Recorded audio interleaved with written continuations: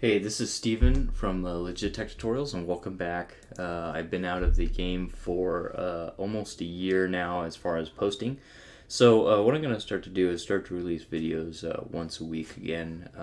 So you're talking I don't know, weekly or what I'm going to do, but I have a lot of videos that I haven't posted in a long time, different projects. I'm going to keep the ones that I'm actually really going to release in real life. I'm going to keep those releasing later, but the ones that I'm going to be not releasing, I don't plan on releasing, I'm going to start releasing now. So the new series that we're going to do, I'm going to be talking about building my own metal mill. So I did a little bit of a DIY metal router that I believe was originally for the shredder. This is a similar idea, but now that I'm more familiar with machining metal itself, I'm going to be talking about building a mill instead of a router. So this is a heavy-duty VMC, a vertical milling center, that kind of resembles a Tormach, but it's for a very special situation to fit in a very special place for where I'm going to be machining stuff for the Green Engineers. If you guys don't know, I just graduated yesterday, 5/16/19. Today is 5/17/19. I don't know when exactly you guys will see this video. It might be a year from now. I'll have to see when that happens. So we're going to talk a little bit about the specs. We're going to do the old school. I haven't really done this in a really long time. But we're going to go ahead and create a Trello. And you see some of the things here. You'll have to stay tuned to figure out what that stuff is. So if it's released at this point or whenever you see it. So let's call this, I'm going to call it the Green Machine, just as a working title. Let's call it Green Machine Mill. Okay, so what are some of the specs? The specs of the Green Machine Mill, and this video is going to be just like I normally do, where it's 30 minutes long.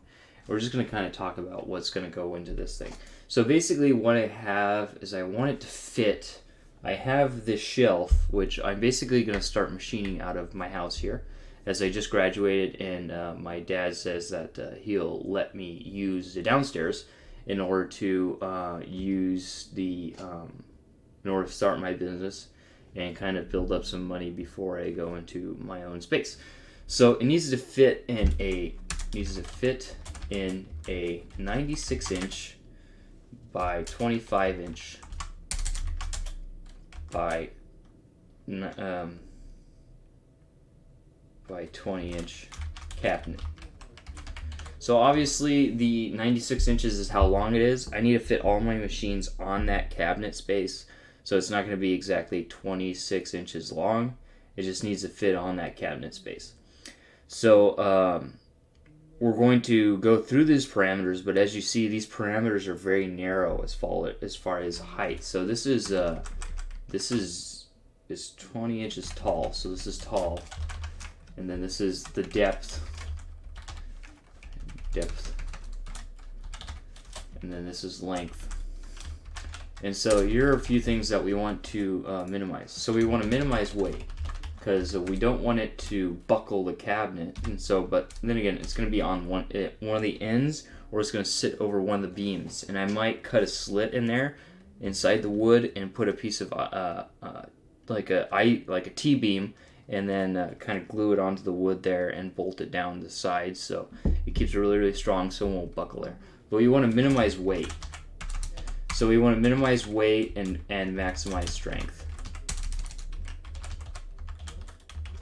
Then we also want to maximize the maximize travel.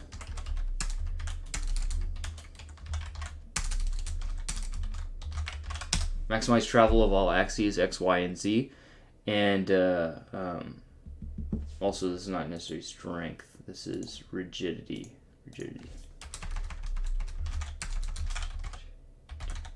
Whatever. I don't know how to spell it, but maximize travel. And we want to use simple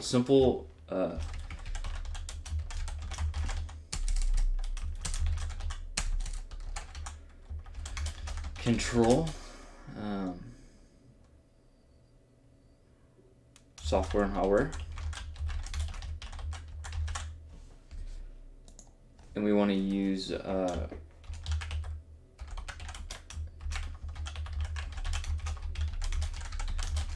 whatever we're going to get, we want them to be easily accessible and cheap tool holders. So whatever type of spindle we put on it.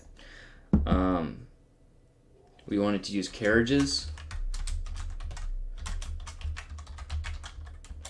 not dovetail ways. So I'll show you guys that in a second. And compatible with 4th axis. And possibility of ATC. Automatic tool changer. Maybe in the future. Maybe if a spindle change, first start off manual and then go into a spindle change later on to add this guy. And then I want it to be able to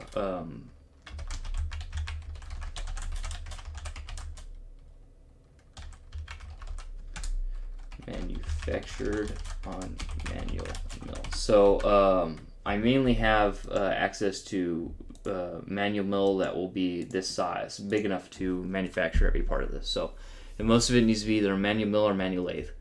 So I need to make it compatible to be able to be machined on there. And then basically I would like it to run on Gerbil for right now.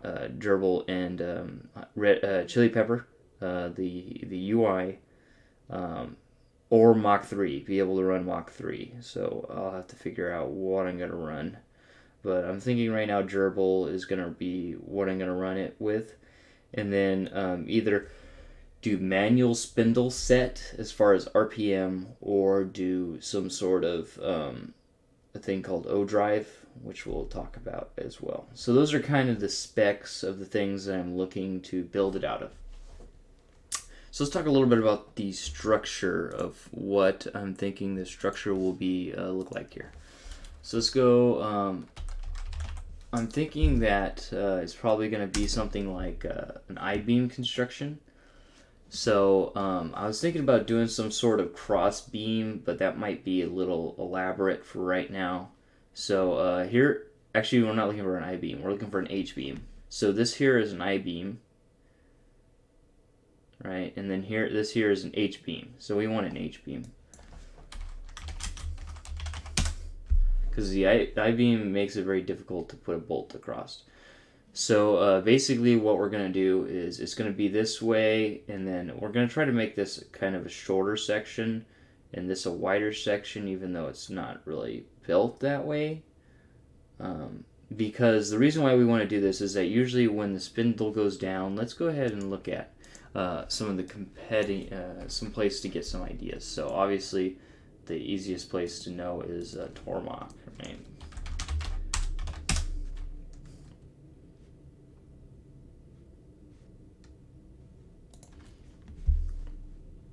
And then another place that I want to show you guys, which is another place that I was looking at if I wasn't going to build my own, to get some ideas from. So this is kind of what we're going to be basing it on. This is called Skyfire CNC, which is a Chinese-based company. This is their top of the line SVM 2 VMC mill. It's got a industrial controller and all that jazz, but that's not exactly the one I was looking at. I was looking at this one, which is this guy. So it's got a Linux CNC controller with regular touchscreen computer, keyboard, and MPG, manual pulse generator. This guy's got a 3 horsepower spindle. It's got AC servos on all axes, a Deluxe full controller. This is the biggest they have. C3 ground type ball screws, BT30 taper spindle, and high wind rails carriages. So high wind rail carriages, C3, and then it's got a really, really nice BT30 spindle, AC 3-axis drive. It's got the chip coolant removal system, which would be nice, but we don't really have the height right now. So this would be on the ground. But what I would like to do is still be able to bring cars in and out because I have a lot of vehicles that I want to finish before this point in the next 6 months or so. And obviously I want this thing to be built in as little time as possible, and something like this runs about $21,000, fully loaded, which is way over my price range right now. So obviously another thing I missed here, and we want it to be extremely cheap. Extremely cheap, but easy to work on and do all those kinds of stuff. So let's look at something that's similar size, which would be like a PCNC 440. So let's look at the technical specs on this. So machine specifications, table size. So overall system height, 72 inches. So a big issue that I have with Tormach stuff is you see that basically how they orientate the motor is that the motor is facing down. We actually had one of these at the shop. The motor's facing down, or like up here and facing down. So all this extra height is not used at all. It's just the motor standing on top. So you lose all of this. And then you have the nose of the spindle sticking down, which is how most of them are, and you'll see that especially even on the VMC. You can see where my mouse is pointed. That nose is sticking down, so you basically lose all that height there from the table. So there's a nose to table height, and even this one being as big as it is, travel range, it's got a 15.7 height, which is pretty short because of that. And also you see this giant motor and the power drawbar PDB, which is this top guy. So the power drawbar is taking up all that space. So my idea is to have the motor sitting up front here, kind of cantilever it off of the front, and so the actual height is about this height right here. It's maybe up to here. That's the actual height of, so you're only losing a little bit. And then the spindle starts right here, and then it just has a tiny little nose. So it's about this first line right there. So that will cut off maybe another, well, what, like another 18, 20 inches right there. So that'll cut off all of that space there. So we'll see how much actually we get spindle to nose table clearance. Right here, spindle nose to table clearance, 11 inches minus your vise, right? So you have a vise there. I mean, this would be a good machine to use. Obviously, it's got a lot of wasted space. And also, it doesn't have a fourth axis availability on this guy, which is something I really, really need to machine the shredder. So there's a lot of wasted space on this guy as far as this height goes. So I wanted it to be compact where it just clears, just barely clears. And also to get the electronics out of the way. Well, the electronics could be here as long as the column is taking up that section. Another thing is it using the I-beam, something that's not very tall but extremely stiff, going the back way, and also very, very stiff going into the cut because of the webbing on the side is not going to allow it to bend to the right. So you have two webbings to the right and the left, and one webbing going back. So it's not nearly as strong going back, but then you have the two webbings going horizontal. So I think either a single or do some sort of box setup with the H-beam is a good idea. So a box setup is you have a beam this way, and you cut a slot through it, and then you put this beam in it. You cut a slot in this beam, and you slide the two together to where like this is going inside here, and then you weld them. But what it looks, and then you machine them all flat. You machine it flat on all sides. But what it looks like is I could probably just get away with a single I-beam for right now.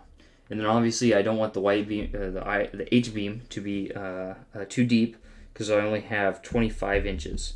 And every little bit of thickness on that guy, I'm going to start to lose length. So maybe another thing is with the length is you have to divide, because it's a VMC, which means that this guy just goes up and down. That means that you need to have half on one side and half on the other side of your travel. Or you have to have your full travel on one side and your full travel on the other side. So if you do, if this thing is, so table size, let me see, travels. So you see that we have a Y of 6 and a quarter, right? So that means that we need to have that entire footprint is 36 inches. So 6 and a quarter, it's even way more than that. So that's including the column. So basically what happens is if this is where your spindle is over the table, you need to have a 6 and a quarter over here and 6 1/4 over here in order to get 6 1/4 inch travel. So you actually have to have 13 inches of space and only get 6 1/4 inch travel. So that's one of the 12 and a half inches. You need 12 and a half inches to get 6 1/2 inches of travel. So, and then same deal on left and right. So if you have 6 1/2 inches on this side, if you have 6 1/2 inch travel on the X, you need 6 1/2 inches on this side and 6 1/2 inches of that on that side of travel. So that obviously that's super wasteful compared to like a 3D printer that, let's say this is the XY and then the table goes up and down, then you just need that footprint. So if that was the case, I would get 25 inches by 96 inches, which might be an option, but keeping everything square and things like that, it starts to become very, very difficult. But it might be something that to look into on doing that. But keeping the rigidity, it would be very difficult. So let's do two different designs, and I might build that and kind of look at how that's done. Obviously, it's not really done inside of the market. Pretty much everything is a VMC style. So these are kind of the ideas, and even their smallest machine has 72 inch overall height and a typical footprint of 42 by 36. So the 36 is pretty close. That's still 11 inches over what we need. The 42 inches is fine. 42 inch X, 42 inches. I have 96 inches. So it's still, that takes up almost half the table. I need it to take up about a third of the table. So, because I need to fit about 3 machines on there. So I only have 32 inches for it. So about 32 by 25. And then I could even have a little bit of overhang because it actually goes to like 29 to the table. So I could have that 4 inches overhang. That's not a problem. So, but if I could have it sit on the table, that would be better. So we could do like a 30 by 30. So that's probably what we'll do, a 30 by 30 box. Okay, so let's look at some more things on this guy. So this is kind of what I was looking at, BT30. So this is AliExpress.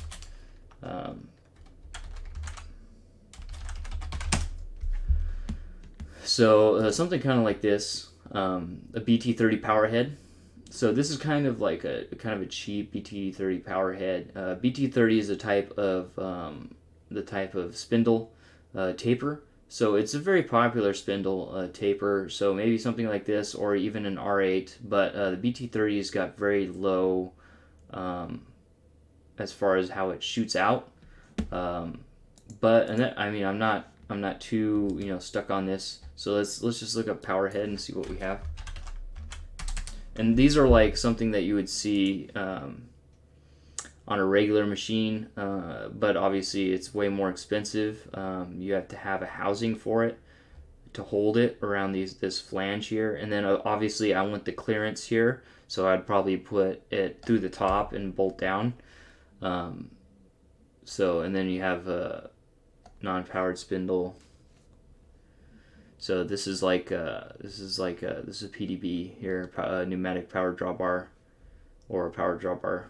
And again, that BT30 is a 1500 watt, which is 2 horsepower. So 2 horsepower, and then they have up to 8,000 RPM. So let's look at power head.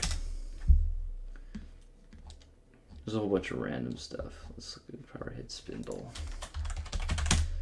And obviously that's no motor, so we need to put a motor there. So here's like an MT3, Morse 3, which is kind of a very, very low rigidity one. It's even less than an R8, but so let's see what else they have. Maybe like I could probably even go with like an ER32. You can see that it's already starting to get bigger, and then putting drills in there is harder. Putting a what I'm talking about, like putting a Jacob's chuck in there is harder. ER25. Here's an ER1. So what I was thinking is just like an R8.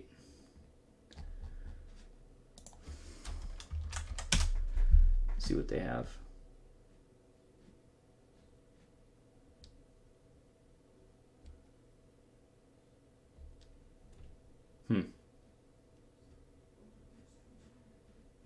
So probably the next step would be this MT3. So let's look at the MT3 tool holder. Yeah, so here you can see Morse taper. It's not really much of a taper. It's just slight taper. Let's see if they even have a Jacobs chuck. Jacobs chuck.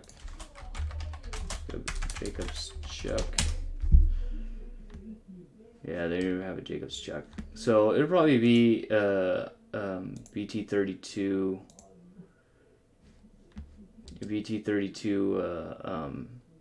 I'll try it out. I mean, it's $100 tool holder, so I mean a BT30. So they have a BT30 and a BT40. So let's look at what a BT40 tool holder. And I'll show you guys BT30 first. BT30 tool holder. And this has got a really cheap BT30 tool holders. They're like 15, 16 bucks. So right here it's usually this goes all the way through. It's pretty rare to see it not. Basically what it is these two have holes for the drive dogs. So let's look at BT30 again. So there's a BT40. BT40 I think is just a little bit bigger. So here's a BT30, and you see it's got these two, they're called drive dogs. One drive dog there, one drive dog there. One drive dog's bigger than the other one. And basically what it does is the drive dog goes down onto this guy to rotate it. And then this guy comes up and sits on the spindle itself, on the flat part of the spindle. So this is one of the more rigid, well actually it doesn't quite go all the way up. It sits still on the taper. So it still sits on the taper. But this guy is one of the more rigid holders. And you can see you get very, very short reaches. And you could still do a regular drawbar on these. Or you could put a knuckle on the back. It's just like a little ball knuckle at different angles. They have different angles ground into them. Usually 45 degrees is the most popular. And you could come down with like basically it looks just like the knuckle on your hand, and it just it slides over and falls down that 45, grabs onto it and pulls it up and pulls it into that and pulls it into the taper. So this guy right here, you can see the little knuckle on there. Yeah, here's the knuckles. 45, 60, 90 knuckles. So in the 60, and those are basically what comes after this knuckle. So 45 here, 60 there, and 90 square there. And so the power drawbar comes behind it and pulls it up. Here's like a regular just set screw setup, which is probably one of the shorter ones. You could have longer reach ones. You could have tapered ones. Here's like here's something for like an ATC. All different kinds of stuff. Let's see. Oh, there's a Jacobs chuck right there. So there's a drill truck. There you go. It's built into the tool holder. So I think BT30 is kind of our best bet. And you could even look at BT40. BT40 I think is just bigger. I don't know. I'm gonna have to look at what the actual size is, but I'm not trying to spin. Obviously, I'm not trying to spin that big of tool, especially if I only have 1.5 horsepower. So I definitely plan on keeping it lower tool size. So maybe maximum 3/8. I don't really want to go over 3/8, maybe ½ inch. But 2 horsepower is already a pretty big limitation. So I'm thinking BT30 is kind of what we're looking at. So this is like $120 plus 75 shipping. So and this is the 3000. They have another one right here, which is up to 5,000, 6,000, which is $75 to ship. So that's about $250 for the head itself. What time are we at? We're at 25 minutes. So I'm gonna do the standard 30 minutes. So I'm thinking that is something. Ooh.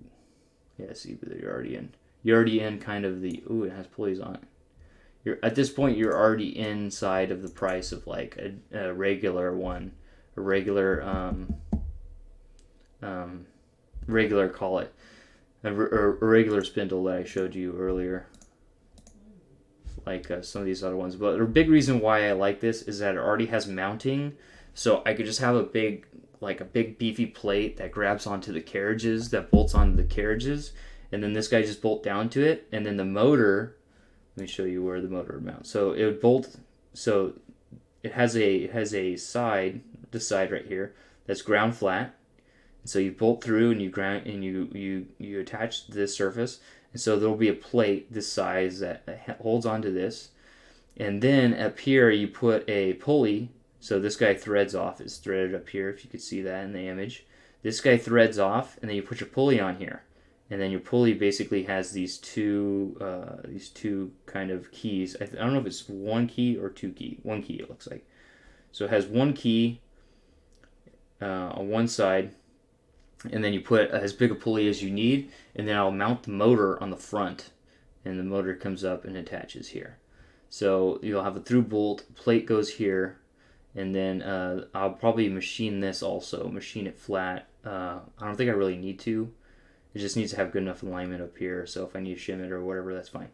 So now for a motor, I'm thinking something just like a regular, I looked at it, so usually we have, I've been using them quite a bit. We have 3 3/4. We have like a 60 to 1 tooth pulley, 60 tooth pulley, GT2 belt, which is a belt, but then again, these are belt driven anyways. And it's a 3.75 times bigger than a 16 tooth pulley. So that might be something I want to try. It's kind of a little janky on how strong that could possibly be, especially with a GT2 belt. So I'll have to look into that. And usually their belts are 200.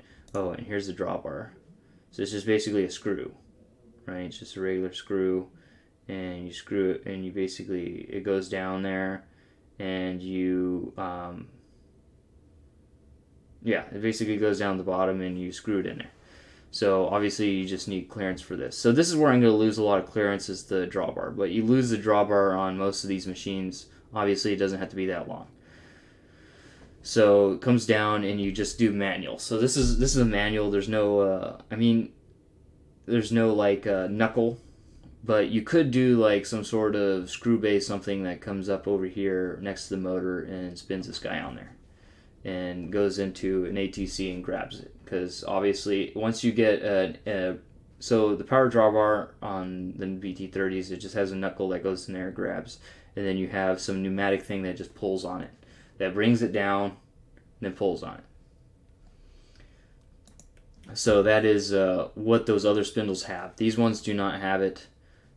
The other ones do. So for example here, right, so here's the regular the regular spindle, and you see it's mounted here, and then you could see over here it's got the a piece to hook on and pull it up. You can see that it has those little notches on there. I can't really show you too much. Let me see if they have another picture. Yeah, so it's got a notch here and a notch here, so it'll slide underneath this thing and then pull on it. Right, so yeah, that's how a regular one works. But you see here, we're already looking at like $850. That's not including the spindle. Spindle's another $700, so you're talking $1,500. So right now I'm okay with a non-tool changer, so we could just go without for right now. What else do we have? So for motor, so I'm gonna try that right now. The 3.75 times bigger pulley here, so we get more torque and it drops RPM, and our max RPM is 6,000. So we're gonna do 6,000 times 6,000. So we're gonna have an input of 22.5 K, and we're gonna use probably a 24 volt power supply.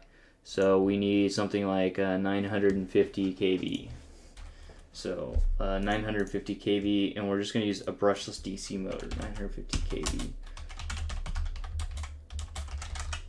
Oh, here's kind of a setup. Interesting. Yeah, but you can see how big this motor is. Yeah, it's going to be super heavy. Trying to keep that up, that's not a good idea. So let's just do, well, I want to try this and see how well it works. So let's look at a 9.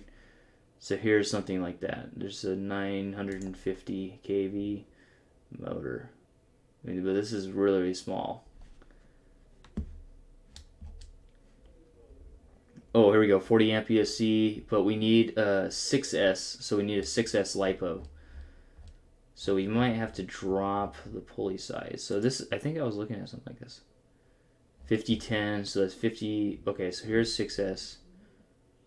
This is a 380. So we're probably going to get in some of the range of a 380. We might need a second power supply just to power this guy, turn on and off, and the controller. So this guy is 800 watts. So we need a 1500 watt.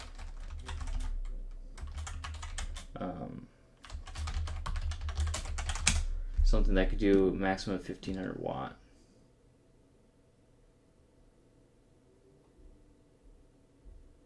It's only 200 watt.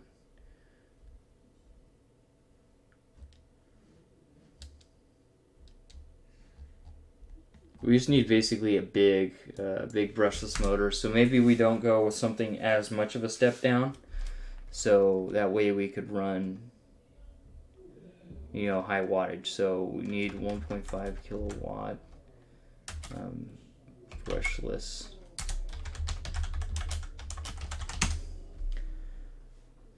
I've seen some, so I don't know why I'm not seeing any.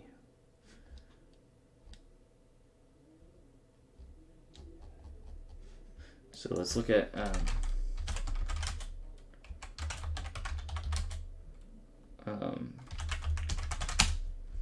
okay, we're at 30 minutes. So yeah, so these are kind of some other ones that I looked at, but if you go to these guys' websites,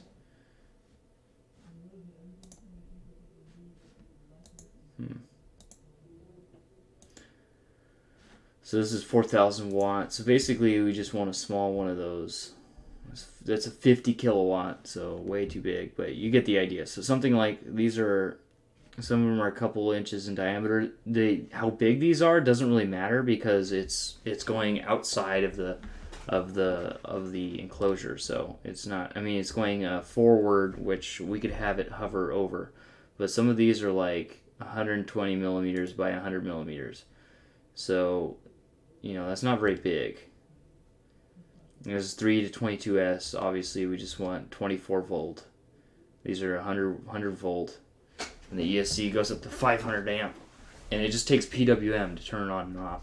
So, I mean, this is a big influence on design. Obviously, we don't have perfect control, so we'd have to configure the speed. Obviously, no rigid tapping, so that might be something that we need to do with the O-Drive. Which O-Drive is basically you combine a brushless DC motor with a encoder to create these very high, very nice machines to do what you need to do. So that's basically it for right now. So I'll think a little bit more about this. I'll probably be doing one of these a day. But I did see one 450 kilovolt motor. So something like this. So these are like helicopter motors. These are 40 millimeters by 10 millimeters. Let's see here. But these are running low wattage here. 500 watt max. So I'll be looking into some of these bigger like paramotors. It's kind of something that I was looking at mainly, but just something smaller. So 2 horsepower motor. I think another. I think what's it called? Tenergy has something kind of like that. All right, so I'm going to go ahead and stop this. Stay tuned for the next green machine mill video. So this is a conclusion of video number 1. So stay tuned. Thanks for watching. Take it easy. Peace.